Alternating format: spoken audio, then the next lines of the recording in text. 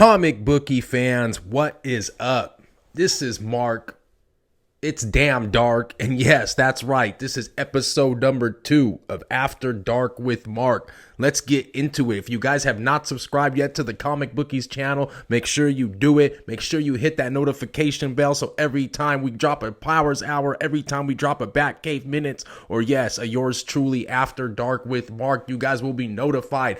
Let's get into it. We are going to be talking a little bit about NASCAR today. If you guys did not see it, well, you guys didn't see it yesterday because it was damn postponed because of floods at Bristol, but it ran today. KTVU Fox Channel 2. We're going to get into that in a little bit. NCAA tournament. The South and the Midwest region is set, guys. Who are you guys voting for? Let us know in the comments below. Let us know if you guys watch the race. I'm going to get into a couple books that I'm going to be previewing. Not to spoil them too much because we will be reviewing more on the podcast later. Always check out the podcast coming at you every week.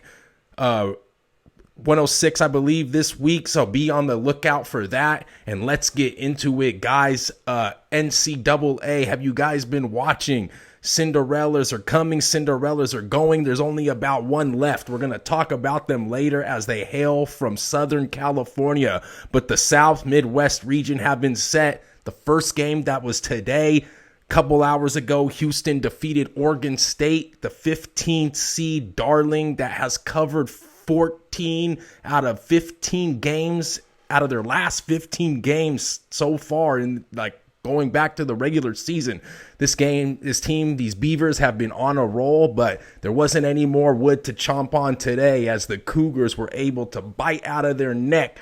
But Oregon State did get that cover, so your boy did hit a 2-team parlay. We'll talk about that a little bit later, but thank you. Little 2-teamer is nice for the little bankroll here. But Sasser Grimes, too much going forward, or too much for Houston, really. You know, Oregon State made a little push. They couldn't get back.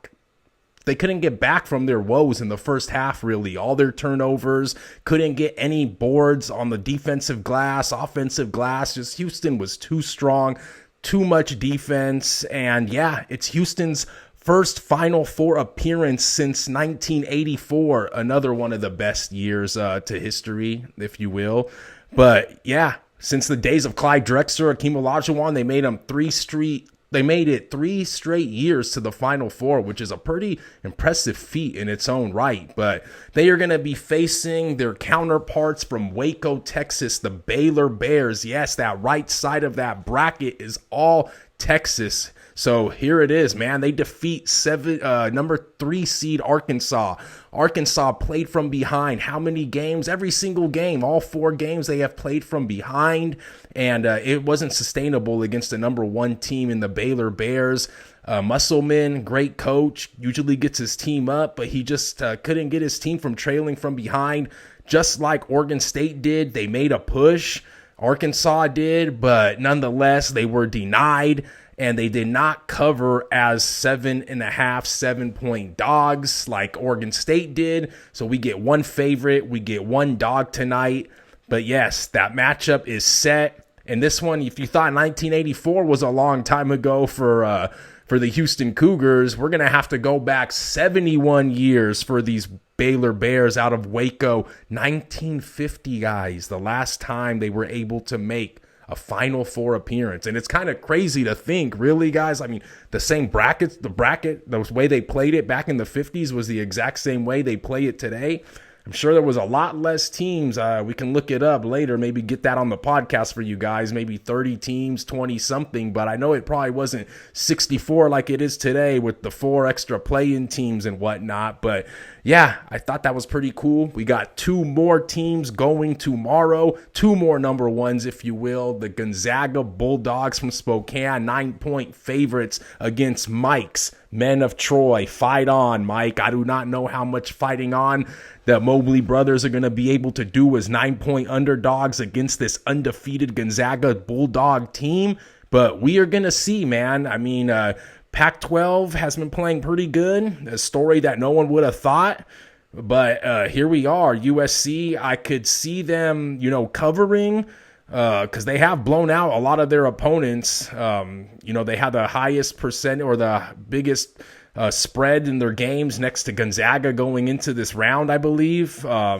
So yeah, dude, I don't know. I don't know what we're going to get out of USC. I think that this year might be kind of destined for Gonzaga to kind of, cut the nets down, if you will. But yeah, the nightcap finishes up with another Southern California team, UCLA Bruins, the 11 seed, the only last darling we got of a double-digit seed in this tournament. Are they going to be able to advance? Ooh, I don't know, man. Wolverines with those two, Dickerson and Wagner and the Wagner, if you will, and for the German folks out there. I think we do got some German listeners, hopefully some German YouTube viewers as well. But Wagner, his brother was on the team before. Now he's balling for Juwan Howard. It's going to be tough. I think UCLA might have a better chance. I really like Ju Zhang and the guy with what's his name? I can't remember his name right now off the top of my head, but he got pretty good guard play. And yeah, I can see UCLA, if I could get it at a 7.5, I'd be more enticed to take it. But we know Michigan is going to be playing hard, guys, because not only is Michigan, here's a tidbit for you guys, not only is Michigan the last team left from the Big Ten, they are going to be the only team left from the east of the Mississippi that is going to have a chance to cut down the nets again. Because, guys, since 2008, that's right, for the last 11 years, the last time a team that was west of the Mississippi that cut down the nets, that's right, guys, that epic game by the Memphis Tigers. And, well, speaking of Memphis Tigers, real quick, I believe that they won the NIT championship. So shout out to Penny and his Memphis Tigers for getting some type of trophy, right? But that Memphis, Derrick Rose and Mario Chalmers back in 2008, to go back even farther, guys, this is how bad it's been for the west of the Mississippi. The East Coast boys are balling because we go back before that, it was 1997 Arizona Wildcats that won in 97. So you got to go back. There's two in how many years from the east of the Mississippi? So I think this year it's going to be able to happen again unless Michigan can hold it down. But we'll see, guys. So NASCAR, I want to talk a little bit of NASCAR. You guys can see that smile on my face. Like I like to tell Mike, I could probably eat a banana sideways today. Just because my guy, right? First dirt race in 50 years for NASCAR. They bring it here to the Thunder Valley. And it was kind of, I don't know what you could call it at times with all the dirt. Sometimes I felt like they should have watered it down, in my opinion. They could have watered it down instead of doing the single file restart, because I thought that kind of dampened, I think that kind of dampened a little bit the competition. By not having those double-sided restarts. Joey Logano, nonetheless, wins it at Bristol, baby. Joe Dirt, as they like to call him now. Second place, Ricky Stenhouse Jr., who is usually always good on dirt, as well as he runs all those other kart series as well.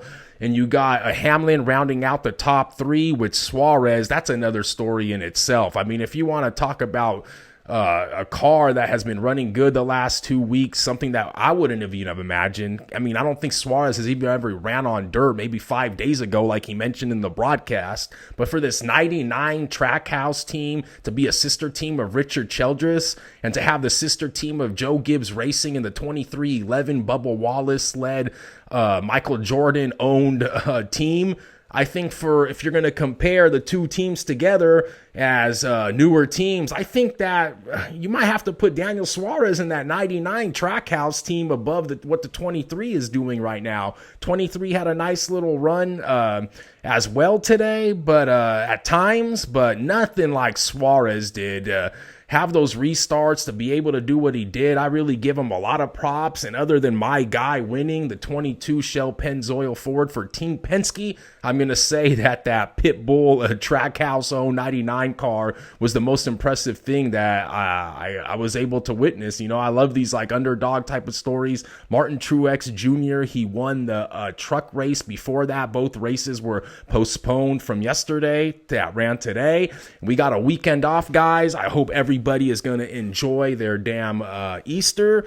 I know I will. I know the folks in the racing family at NASCAR will be enjoying that as well as they kick off Martinsville's night race. 2 short tracks, back-to-back half-milers that we are going to be offered from the NASCAR circuit, guys. So I'm excited. You guys stay tuned for that. We probably won't mention NASCAR too much on the podcast this week because it has a week off besides this race, but I can't wait to talk about it with the guys. Like I said, you guys stay tuned in for that. Let's get into a couple little books real quick before we end it. I don't want to go long because it is getting dark and it is Mark. And once again, guys, make sure you guys check out Treasure Island Comics. Alex over there, ticomics.com. Always got the best backstories, the best variants, whatever you guys need. One of our sponsor at this podcast that we do here weekly. So we like to thank you guys. Make sure you check them out. Fremont, California. What do I want to do first here? I got Teen Titans. I got Carnage. I got Harley Quinn, ending to the Batman White Knight saga. I got Action. But guys, let's get into some Teen Titans real quick. Me and Sean might talk about this a little bit. I don't know if I'm going to be pulling it. I might see it on the shelf and say, oh, that's the number 2 of the Teen Titans. Let me get it. If it's not kind of a busy week for me, if I don't have too many other books going on, I might think about grabbing it. But not too familiar with the Teen Titans. I love the animated series Teen Titan Go, to the movie and whatnot. That's fun. Haven't read too much of the comics. Maybe we can talk about it more on the pod with Mike, the more aficionado. But Tim Sheridan writes this one. They start their own academy, kind of going to start training other people, other heroes and whatnot. So it's kind of fun. It wasn't bad. Just don't know if it's really my style. It might be yours. Let us know in the comments if you guys picked it up or if I'm just talking out my butt. But if you guys liked it, I would like to hear. I didn't dislike it, but I wouldn't say it was my favorite this week. I probably did like it a little bit more than this one. Marvel, once again, not kind of providing my flavor of comics at this point. Red, White, and Blood, actually. Carnage, kind of different, like one-off stories by different writers. You guys see here, Benjamin Percy is on one of these, and you guys know he was, I believe, writing, I don't know if it was Hotel or one of the AWA books that I was on, he wrote. So I do like him as a writer. It's just Carnage, these little short stories. It's just kind of, the art's pretty cool at times. The character is kind of crazy, but kind of not really my thing either. 2 Harley Quinn books I want to talk to you guys about. Mike, we can talk about this one together. I don't think no one else talked about this one, so I'll save this one for the podcast. Great ending. The 6-issue miniseries has ended, and really like how they presented Harley Quinn's character here. A different feel than what you usually get with Harley Quinn. If you guys check it out, get the trade paperback. It's going to be coming out, I'm sure, pretty soon. Mike has picked up the ones prior, the Batman ones by Sean Murphy. So look for the trade for that one, as I won't, because I got all the single issues, but great. I love what Batman does at the end for her as a nice gesture. Like I said, I love the lady that she is in this book. So guys, if you guys get a chance, pick up the trade. We'll talk about it on the podcast. Make sure you tune in this week. Apple iTunes, Google Play. We're on like pretty much everything now. Mike just added us, iHeart and whatnot. So you guys search us. You guys are going to find us, the bookies, man. No one on the team got this one, so I'm going to talk about this one a little bit more because I do like this Infinite Frontier. Love how it's going so far, especially on this book as well, 1029. Another one I might not get into to keep it a little bit more short, but Mike and I will review it. Action has a new reader, it has a new reader in me. Well, yeah, not that new, but a new writer in Johnson. Let me get here. Philip Kennedy Johnson is the new writer. I like what he's trying to set up with the family, with the baton being passed, possibly. I mean, not to spoil it too much, but the way that he's setting up Clark and his son and everything in this first issue of his writing and the Infinite Frontier saga of Action. I really like how it's going. I really am excited to see not just this book, but other characters, how they've been transforming since, Tynion kind of revolutionized and kind of changed the game with this Joker war and all this, everything that he's doing with Batman and everything. So yeah, we'll talk about this one a little bit more, but I want to talk about this one because I know I won't get much airtime on the podcast for this one, but Harley Quinn, she's a changed woman, man. She's different now. She's here to help Gotham. She's here to put, her degree and her psychology background to a better use than just trying to manipulate the Joker and not manipulate him, but help him and end up getting manipulated herself. That's the Harley that most of us know from the comics, that I grew to know, and that the movies are based upon. Now we get into this infinite frontier, and I don't know if it's going to be an infinite Harleen Quinzel, but it sure is a different Harleen.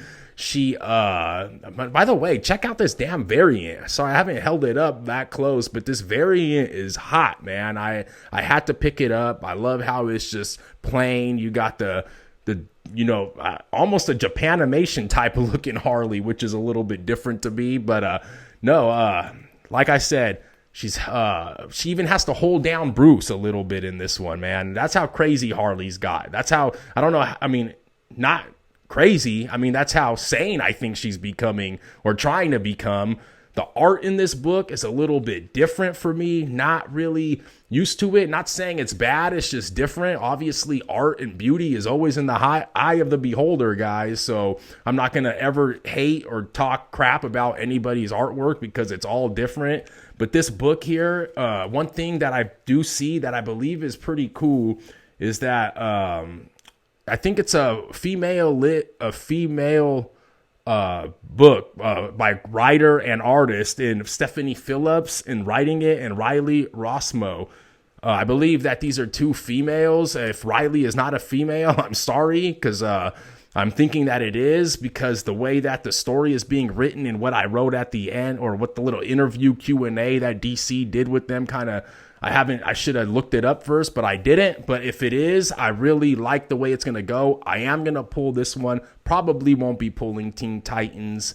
But this one for sure, as it ties into the whole DC universe, the whole Infinite Frontier thing that they have going on right now. So yeah, get this one if you haven't. Number one, get on it now if you're into DC that much. And if you're more into Marvel, I don't know what to say. Marvel, please give us something a little bit more. At least me. At least I'm trying to get Marvel to get on the books a little bit heavier. We know the movies are great, but we want them to deliver with these damn books as well. And I think that I can kind of speak to some of the guys at the podcast as well. But this is the end, guys. I appreciate you guys for joining me tonight, actually. You guys might be seeing it during the day, but it is After Dark with Mark. I'm after Mark because it's so late. But thank you guys. Like I said, leave any comments below. Please subscribe to not only this YouTube channel and the notification bell. Like I said, hit the thumbs up button. Tell your moms, your brothers, your dad, your cousins, your uncles, grandparents, whoever, to subscribe to us. If anybody is into sports as well as entertainment, as well as comics, because that's what we do here on a weekly basis on a podcast, as well as providing great content visually for you guys on this channel through Powers Hours, through Batcave Minutes, through myself with the After Dark. And so let us know. And thank you guys for joining us. Once again, this has been Mark with the Comic Bookies YouTube channel. Thank you and peace. We will see you this week. Episode 106, guys. Later.